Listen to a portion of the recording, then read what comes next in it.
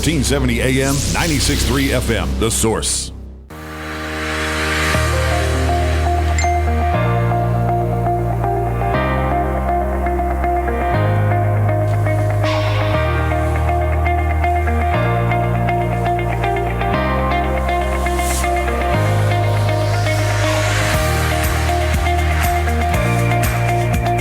All right, 6 minutes after 11 o'clock. Thank you for tuning in. Shanna Hogan is on the phone, and she has written a book that tells the true story of marriage, obsession, and murder. That's the subtitle of the book, which is titled Secrets of a Marine's Wife. And this is not that long ago. This is like 2014. Am I right?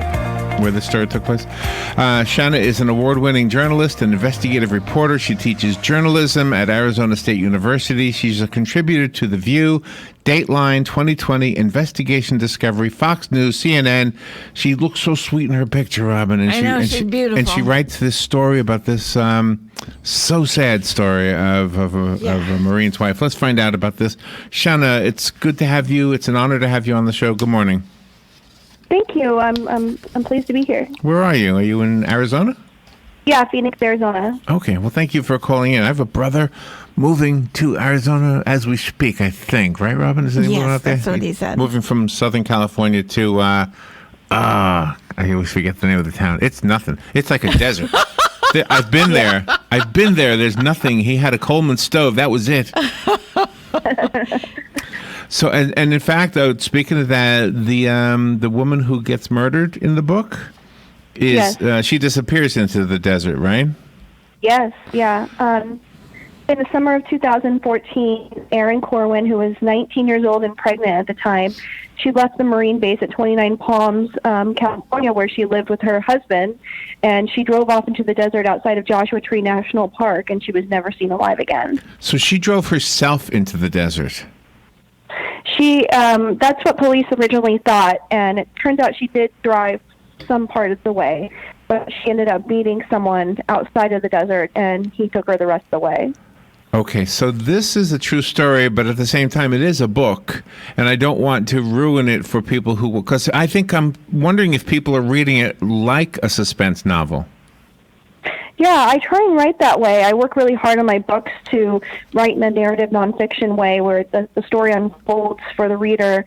And, it's not something like that's a secret. If anyone looks up the true story, they can find out what happened. But, there is some sort of mystery I keep in my books. But even if you do know the ending, the research I found and the twists and turns that the story takes, I think it doesn't really spoil it.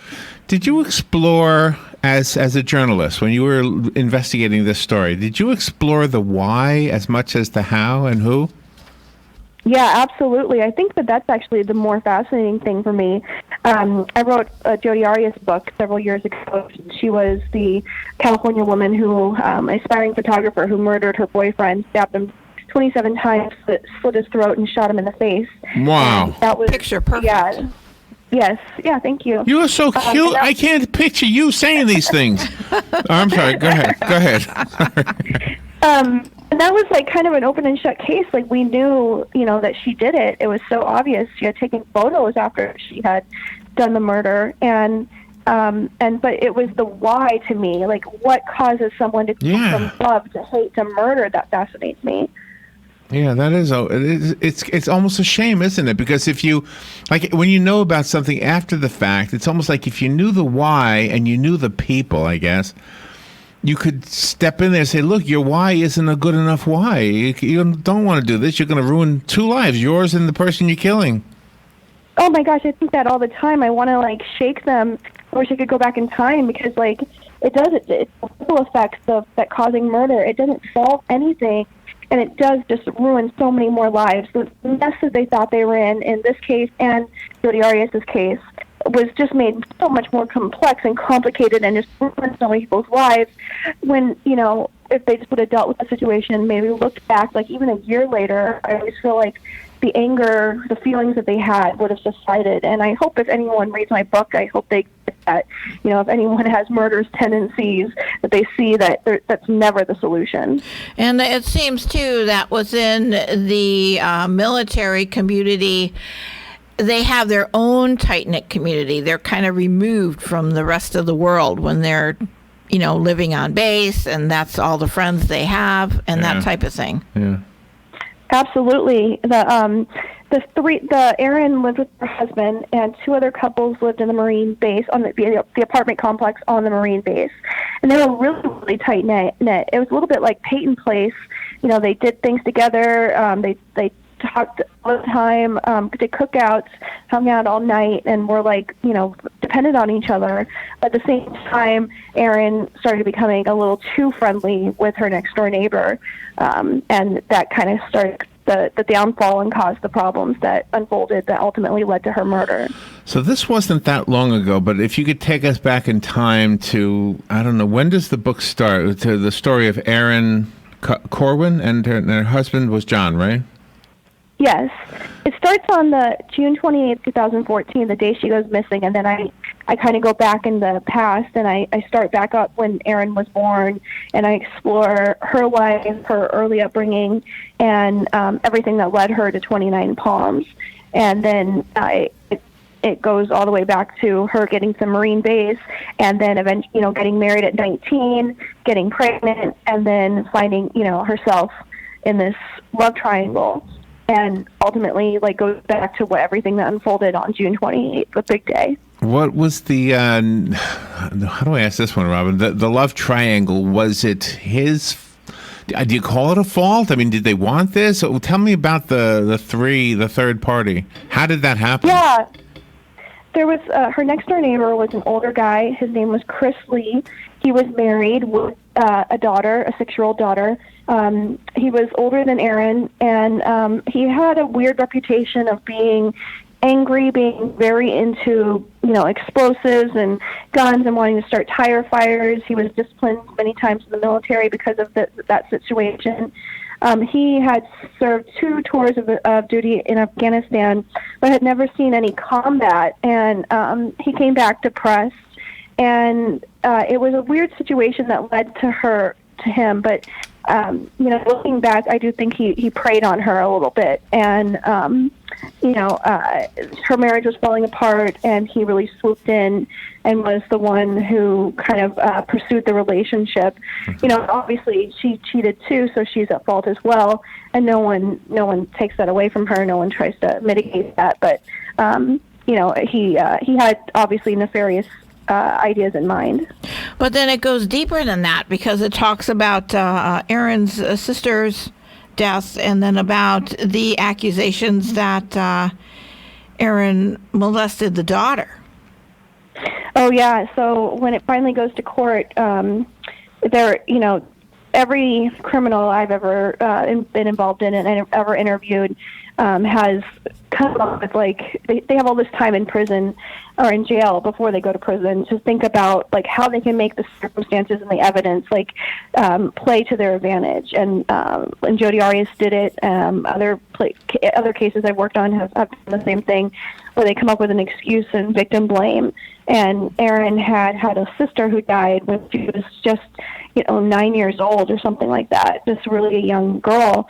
And he tried to mitigate the reason why he killed her, and explained that he killed her because she admitted right out there by the mines that she had touched his daughter, but there was never any evidence of that. He never brought his daughter to any pediatric places. His wife never even accused her of that.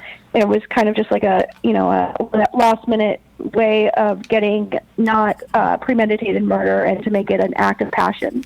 You've done several books similar to this. Do you ever discover things in the research that actually was not revealed in whatever news story or court case was around the different cases that you've written about? Yeah, oftentimes I do. It does, a lot of it comes out at court, and if you are there every moment of the court case, you will get the majority of the story. But I go back and I interview the family members and stuff that it's not relevant to the case, but it's relevant to the story. In this case, I interviewed Aaron's best friend, and she had confided in her details about the affair and details about the pregnancy. how Chris like even started talking about baby names because he thought she told him it was his baby, and he thought it was too. So like I always uncover stuff that's not.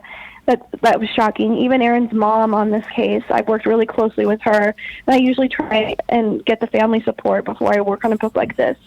And and I work hard to bring the victim's story to life. But in this case, even her mom read some details that she thought she had never known about. Is that right? Wow. And so, do you think John and Aaron? You pointed out in your book that they might have rushed into the marriage because he was in the military and he knew that getting married, his salary would increase. Yeah, that's a thing in the military. They get more money when they have someone to support. So a lot of young couples like it. I found it fascinating because I teach college students who are 18 and 19 years old. And on the Marine base, these are 18 and 19-year-old people who are getting married and having kids and starting these very adult responsibilities, while they're, kind of figuring out who they are in life. And that was the thing for Aaron and John. Like, they didn't have a formal wedding. They didn't do the things that they, they didn't take it slowly because he wanted to, be able to earn more money and get a better apartment complex on base. And so that's something that might have made her rush into the marriage and made it, so they didn't really know each other as well, and, might have led her out there when it was a mistake. So does it scare you? I mean, as far as relationships, does it worry you? Because you can see the almost the true nature of the human beast, the people we are. Does it frighten you when you think about your own relationships? No, not at all. There's like a quote in Agatha Christie's book, from Orient Express, where the detective talks about how, he's been around murder enough to know that murder is the break in the soul. Murder is the abnormal thing. And I realize that too, that's such an extreme. Mm-hmm. I've been married for 15 years and very happily. And, I know like other couples who've gone through things, and I do not worry about that. If anything, I try and illustrate, like I said, how destructive the decision to murder is and the ripple effects it has on family and friends, and how that is the worst solution you can possibly pick. Yeah. And then Corporal Andrew Johnson, he was an interesting character for light to be shed on him. Yeah, thank you so much for, you definitely read the book too. Chris on the Marine base, he would go, and that's one of the things that they suspected him of. They caught him, or one of the other Marines came forward and said Chris was making a list of ways to dispose of a body and ways to hide a body, and had actually been joking about killing babies and doing these really destructive things. And his own Marines turned against him and came forward with that information. The book is called Secrets of a Marine's Wife, a true story of marriage, obsession, and murder. I found it on Amazon. If I could, just for those just tuning in, let me just read the little bit of the text that's on the Amazon page.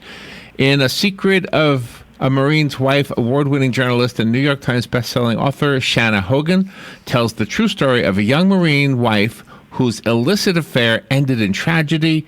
In June 2014, 19-year-old Aaron Corwin was living a quiet life in 29 Palms, California, expecting her first child with her husband, U.S. Marine Corporal John Corwin, until the day she drove off into the desert and never returned.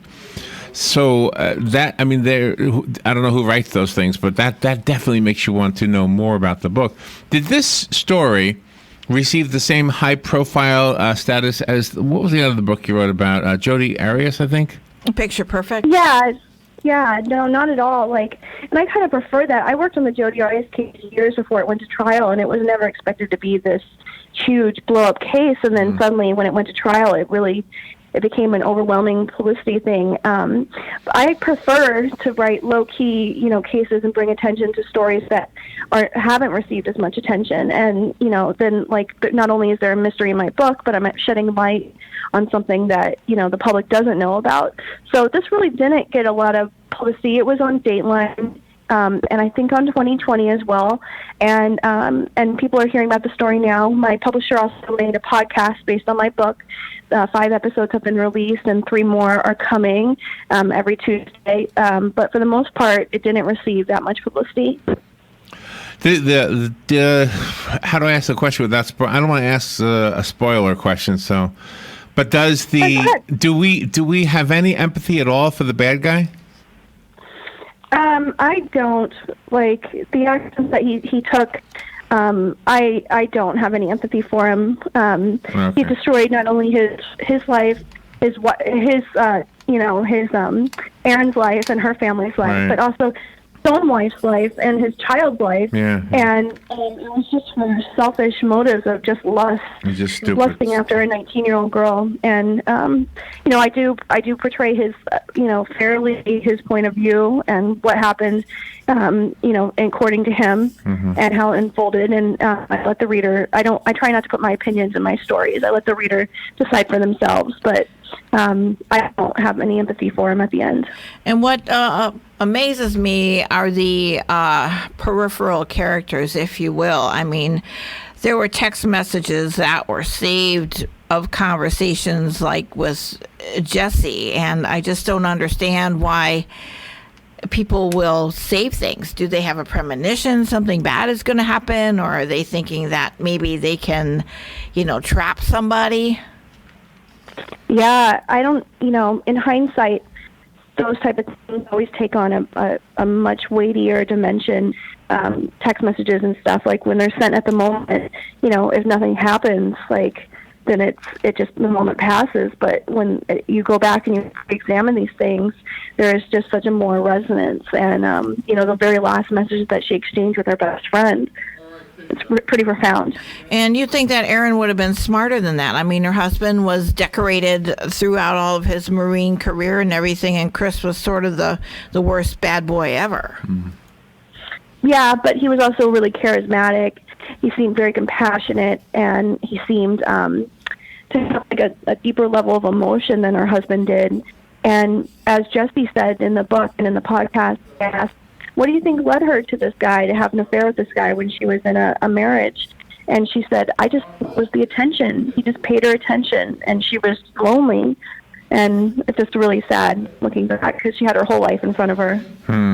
And they all did, really. I mean, even though it was, Chris and Aaron, you still got Chris's wife, and then it goes to the child, and then it goes to John and his side of the family, and you ruin a lot of lives that way, not just your Absolutely. own. They could have had so much. The one thing that strikes me about this story is they could have had so much. Absolutely. Oh, it's horrible. And, yeah, just one mistake led to something that can never be taken back. It's so heinous. And how do you deal with this? How do you deal with delving into the depths of horror, and then after you're writing for a while, then you come out and you've got your own family life to contend with, your own fun things? How do you separate? Yeah, really. Yeah, that's a good question. Chuck said, I don't look like a true crime writer. I'm told that all the time. I don't look like a true crime writer. And I always ask, what do you expect me to just be all in black and gothic and depressed? And, no, I expect you to have stubble and a cigar and have nothing about you that I think is attractive. In the past, some of the books have really gotten to me, and, it's really dark delving into these things, and I'm a very empathetic person, but I'm also kind of a positive person and a kind of bubbly person in my normal life, and I just really try and separate my work from that, and still have compassion for the victims and still have compassion for the family members, but just separate it from my personal life. So I have a question about the family members. Did Aaron's family members thank you for the book? Did you? Yeah. Yeah, okay. It makes sense that they would. They were really great to work with, and I actually just got another message from Aaron's brother last night. But Aaron's mom worked really closely with me on the book, and we actually formed a friendship. And, I'd never worked that closely with a mom who had lost her daughter. And not only did I get to delve into Aaron's entire life, because she was 19 and her mom knew her best, but also the agony of when your daughter goes missing, and the grief when you find out that she's a murder victim. And she really opened up to me. And, like I said, I'd like to get the support of the family members, but on this one, I needed the support of the family. And they were very supportive of the book. I have a copy of the book. It's called Secrets of a Marine's Wife. If I have a listener who would like it, you would need to call me right now, 622-9622, and I will pick one caller at random. And if I answer the phone and you're on it, then you get the book, 622-9622. I did find it on Amazon. Do you want to recommend a website of your own? Amazon's great. It's available right now in hardcover, Kindle, and audiobook. And you can check out my website, which will lead you to Amazon, shannahogan.com, SHANNA, Hogan, HOGAN.com. Also, it's available at wherever books are sold, Barnes & Noble, Costco, wherever you pick up your books, look for it there. Okay. I'm sorry, go ahead. Let me just give the book away real quick. Good morning, you've got the book. Who's this? This is Jennifer McLean. I would like to get that book. And I got one more up there, so I'm coming to get them, okay? All right, Jennifer, just come on by. It'll be waiting for you. Yeah, I think I have one there for about 2 weeks now, but I didn't get a chance to come. Okay. There. Okay, it'll be here. All right, thank you. All right, thank you. Awesome, congrats, Jennifer. When books are written like these and they're available to everybody and you're a high school student, would this be beneficial for high school students to read books like this so they really can have their eyes open that there are bad guys out there that they might not suspect?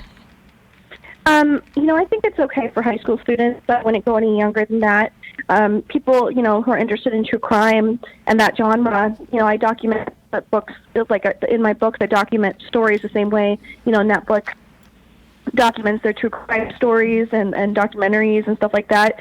So I never recommend my books to people who are not into the genre because it's different and it's dark and it's a true story and it's disturbing. But if they have interest in that, I think it's something that, younger people can read. Go ahead. So do your ideas come from the news? Like, are you listening to the news or watching the news or reading the newspaper and you say, oh my gosh, there's a story here? Sometimes my publisher brings me the books and says, would you be interested in writing a case on this story? But I do pay attention to the news. My first 2 stories were just happened to be in my own backyard, just stories that happened in Arizona. And I've since delved into a Utah case, and now this is my first California case. And it was something that I was just watching the news, just paying attention. And when she was missing, it was just she was a missing person. And I wasn't thinking I need to write a book on this because I didn't know she would come home. I actually was just hoping she would come home. But as the twists and turns happened and more stuff was revealed, I was like, this is a book, and I wanted to be the one who wrote it. And are you ever called as a witness since because you're such a great researcher and a writer? Not yet. I thought that might happen on a serial killer trial I covered out here in Arizona when I was working for a magazine, but it never happened. And I usually, though, write the book after the trial. So that hasn't happened yet, but it could one day. Shanna, thank you for being on the air with us today. For everybody else, the book again is called Secrets of a Marine's Wife, Shanna Hogan. Thank you, Shanna. Thank you. You're welcome. We'll be right back.